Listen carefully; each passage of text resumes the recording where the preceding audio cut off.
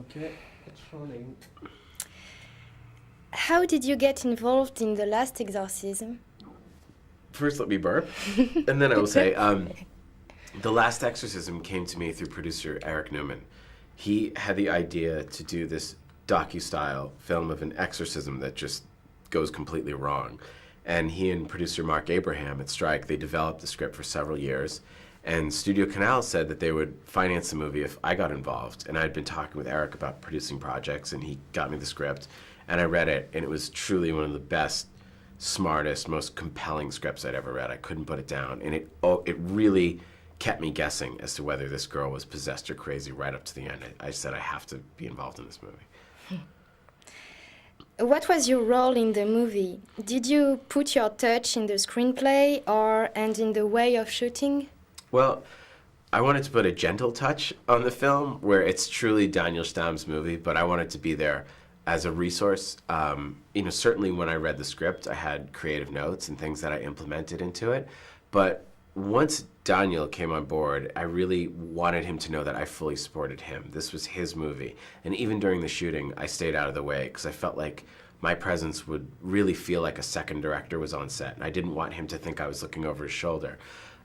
In the editing room, there were all sorts of ideas I could come up with to tie things together, and wrote some new scenes with him, and was there for a night of shooting that we shot in Los Angeles. But really, it was his movie, and I was just there as a creative sounding board. You are one of the most bankable horror movie director. Could you tell us the recipe for a horror movie success? Well, I think that the key to making a horror movie work is that you have to have a good story, good characters, and those characters have to take the scare seriously.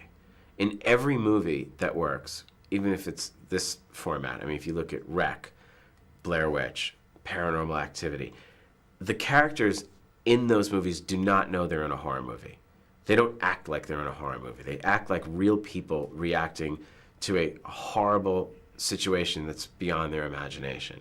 So whenever you're writing a movie, it always helps if you can write it low budget. And we did this movie for $1.5 million. Most movies are made for $80 million, but as you can see, Paranormal Activity is made for $15,000, and people go see it. So technology has now allowed us to make these movies really cheap. There's a Chilean film called Monsters coming out that was made for $15,000, and apparently it's very scary. So the common thread that all of these films has is that the characters in those movies really are never aware they're in a horror film and deal with the situation the way any of us would.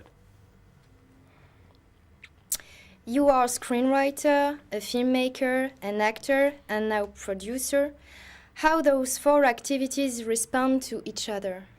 Well, on my first film, Cabin Fever, I wound up doing all four by accident. I wrote it, and I never wanted to produce it, but when no one would give me the money, I had to put together the company and raise the money myself. I only wanted to do one job at a time. Then I lost an actor, and I had to fill in and act this one part, which is what led to Tarantino putting me in Death Proof and Inglourious Bastards.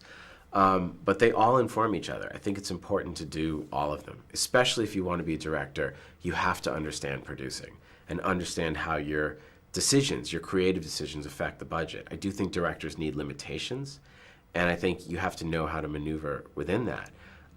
But as a director, it really helped me as an actor on Inglourious Bastards. And then as an actor, you can see when there's, working under a director but also a producer, you think, okay, I want to be like that kind of producer. And then when you're producing, everything you do, you just take that experience with you onto the next one.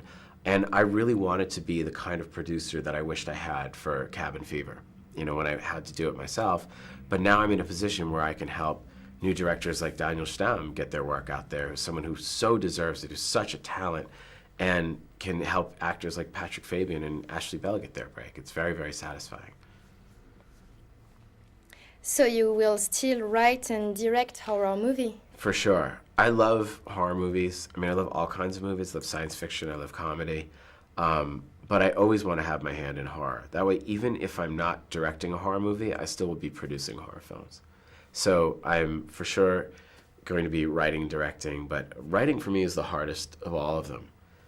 It's really, for me, requires total unbroken concentration. And it's hard to do that when you're promoting a film. And Inglourious Basterds was such an incredible experience of a lifetime. I didn't want it to end, and wrote it through the film's release, through the international premieres and the DVD and the Oscars. Next thing you know, like a year of your life has gone by, but it's one of the best years of your life. So I'm now ready to sit down, lock myself in a room, and just write. You founded Roth Production with Scott Spiegel and Boaz Yakin.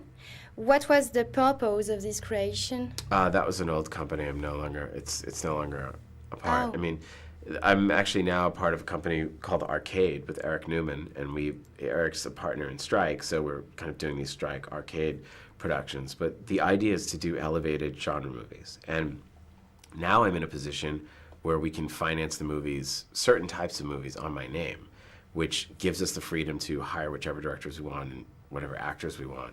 So the idea is to find new original material that's out there and get smarter, innovative genre films made. You work with a famous director as Tarantino. Is there still movies director you dream of working with? Well, it's interesting because I never imagined myself working with another director, because I always think of myself first as my own director, and then this opportunity presents itself and suddenly you're working with another director. So obviously there are directors out there that I would love to work with, almost as with them as an executive producer, someone like James Cameron or Peter Jackson, who could maybe help guide me through that type of big effects film. But truthfully, I feel like I've lived the dream, and the goal isn't to work with other directors. The goal is to just go out there and make my own films. But if I partner with them in some capacity, someone I can really learn from, that I respect, I would love that. You once said horror films are an aphrodisiac. But is it also an outlet for you and for the audience? Of course. As an aphrodisiac, actually the other night I was at dinner and a couple turned to me and they're like, "We're so sorry to bother you. We're married now and Hostel was our first date." So I actually have proof, this couple from Texas, that it does work. But yeah, there's no place in society where we're allowed to scream. We're not allowed to be scared at home. We can't be scared in our jobs, but there are things we all fear. I mean, fear, will I die alone? Will I have a disease? Will my parents be okay? Will I be, with everything I have, will I lose it? All these strange fears that are normal to have that we have to bury. When you watch a scary movie for 90 minutes, you have permission to be terrified. It says, it's okay. You're not a coward for feeling scared. Don't be ashamed. The film, it just becomes this outlet where even if you're not directly scared by what's on screen, these feelings get stirred up and you just let them out, and it feels great to get them out. Very healthy. The audience is very impatient to discover Thanksgiving. And does the movie use the trailer from Greenhouse with an image old-fashioned like in the 70s? I would love to do Thanksgiving. I am working on the script. I have to wait until I get done with the last exorcism press to sit down and really finish it. I'm debating. I don't want the movie to be a gimmick. I mean, my feeling is that if that movie was made in 1981, they would not have made it as a joke. All those movies, Prom Night, My Bloody Valentine, Friday the 13th, Halloween, those are serious movies. Their intention was to be very, very scary. So for me to make Thanksgiving and to present it alongside those other movies, I'd really want to go for it and make a very scary film. It should be fun, for sure, because it's Thanksgiving, but the goal is that you should make a scary slasher movie. Thank you.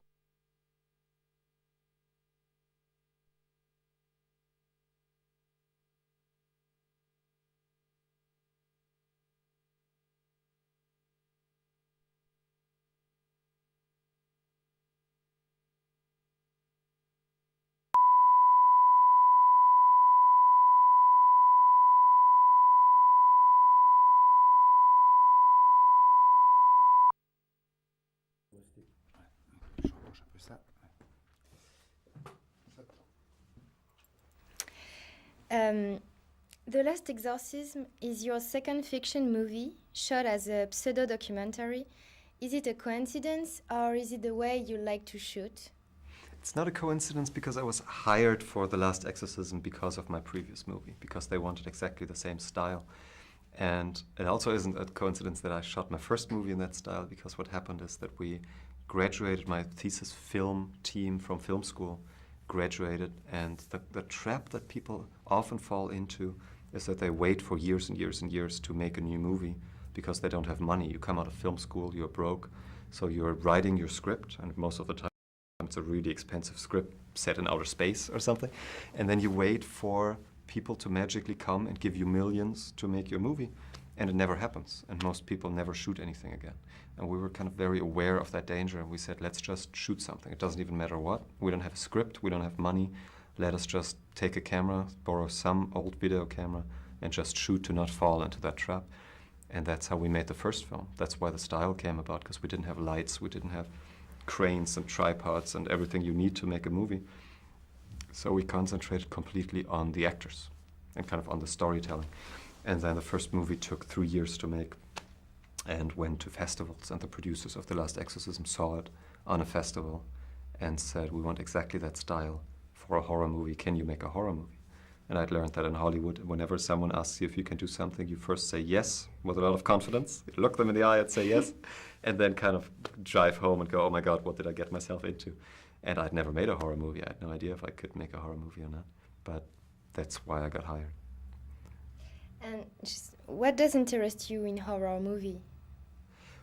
Well, the interesting thing to me that I found out is that a horror movie is very much dealing with the same stuff as any other movie, really. You have to develop strong characters, and you have to get to know the characters in order for it to get scary later on. I think the mistake would be to say, here are my scares, I have 5 ideas for scares, and now I'm building some kind of story around it, but the story has to be there first.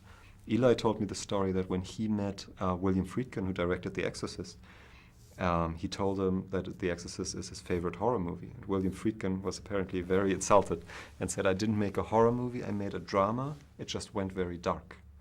And that to me says a lot about a horror movie. You really have to approach it the same as any other movie, that you have to care about the characters and have an intelligent story, and then you can go very dark with it because the audience will follow you there. But if you leave out the steps in the first act to make the audience care, then you kind of lose them towards the end. And this movie, we always knew that this wasn't going to be a very bloody, gory movie, because Elie is kind of known for, you know, a lot of violence and blood and all that. And this was always a more psychological, internal suspense, psycho thriller more than anything, you know. And it was very tempting to actually go horror, because we had Greg Nicotero on set, who is the makeup, special effects god in Hollywood. He did all of Tarantino's movies and all of Eli's movies and won several Oscars. And he was there with a blood pump and, you know, ready to go. Also, I was like, you know, if you want an exploding head, I'll give you an exploding head. And it's very tempting to say, yes, let's do it. We're making a horror movie. Let's just have that head explode, you know.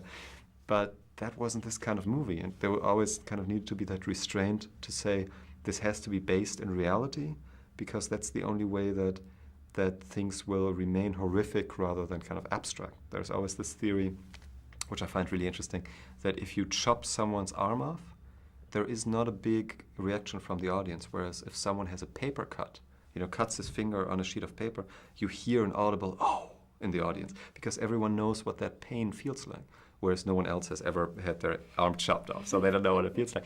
And it was the same here, that I wanted to keep the level of injury realistic, like when the brother's face is sliced open. That in one of Eli's movies wouldn't even register, because there is blood and limbs everywhere, so this no one would take seriously. Whereas in this movie, where I'm trying to keep everything, kind of a lid on everything, this is a big deal, because it's a real injury kind of in the real world, you know? So there was always that balance. So it's really about scale with horror. I think you can go all out, or you can kind of try to keep the suspense bottled up. It's like this bottle of Coke that you shake and shake and shake, but you keep the finger on, and you don't release that pressure, because once you release the pressure, you have to start